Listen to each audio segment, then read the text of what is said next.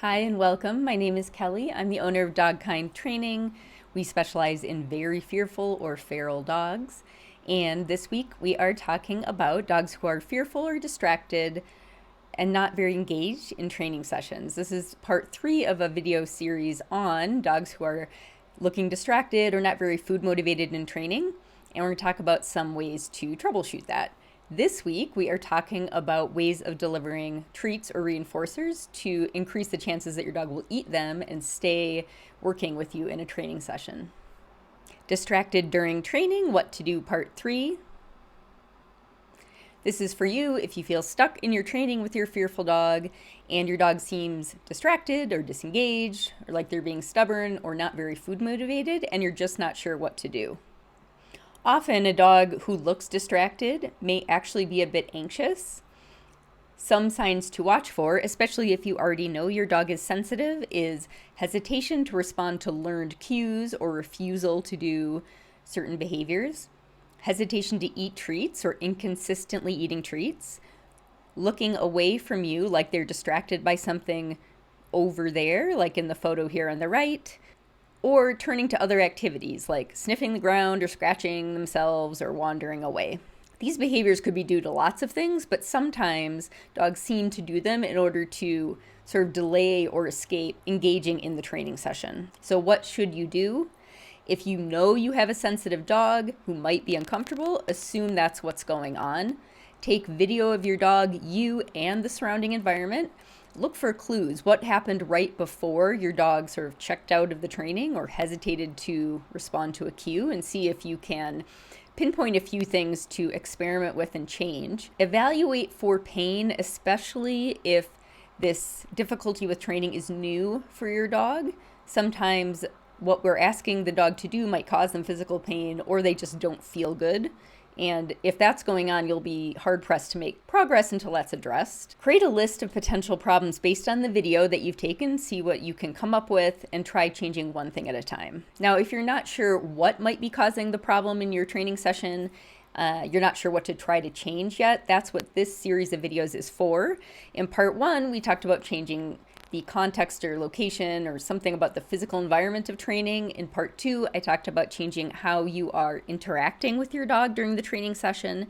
Today, I'm going to talk about reinforcer or treat delivery. Sometimes the way that we present food to our dogs is actually problematic in training. If your dog does not always consistently take a treat from your hand, try instead dropping it onto the ground or floor and then moving your hand away, or placing it down and moving your hand away, or possibly tossing a treat to your dog.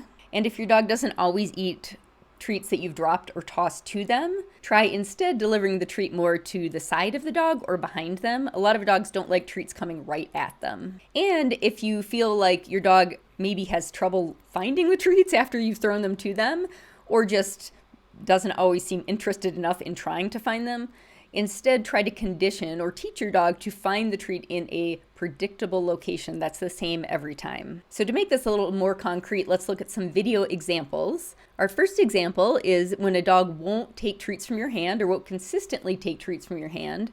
And two alternatives: dropping the treat and moving your hand away from the dog, or tossing the treat to them at a distance. So here's an example of little Pancake. He did not want to take this treat offered by my husband in his hand. He looks away. So my husband just put the treat down and moved his hand away, and then Pancake would take it. Another option again, tossing the treats to Pancake at a distance, and those he would eat as well. Another example, say you have a dog who won't always eat treats that you toss right to them. Try instead tossing or placing the treats sort of off to the side of the dog. This isn't the best example, but here's Pancake having treats tossed directly to him or dropped right in front of him, and he will not eat those. What I ended up doing instead was conditioning this cushion here as a place to drop treats, and then I would move away, and then he would go get those treats. He seemed more comfortable with that than with treats dropped or placed right in front of him. And finally, say you toss the treats even to the side or behind your dog, but they don't always find them or they just don't always bother looking for them. Sometimes it can be more helpful to place or toss treats to a predictable location so it's the same every time. So again, here's little Pancake. Early on, he was kind of afraid of me throwing treats to him, and he wouldn't always find them. So I think I'll toss one here that he will find, But then the next one is off to the left side of the screen there, and that he didn't find. And instead, here I'm reinforcing him for sniffing that nail board, and then I'm placing a treat in this predictable location, this coaster I'm using as a treat target on the floor, and then I move my hand away and kind of back away so he can approach it and get the treat. So if you're following along with this series and you are ready to try some of these strategies out, try tossing treats to your dog or placing them down instead of hand feeding if you're struggling to get your dog to consistently take treats from your hand.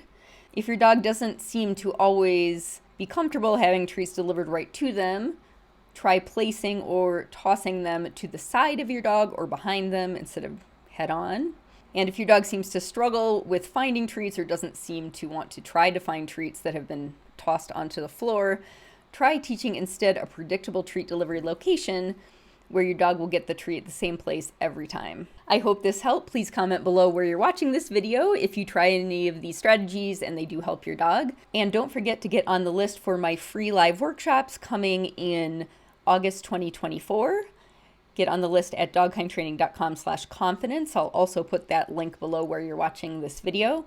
There'll be a short series of live confidence building workshops via Zoom, and only those on the list will get the invite for that. All right, happy training for the next week, and I will see you next week.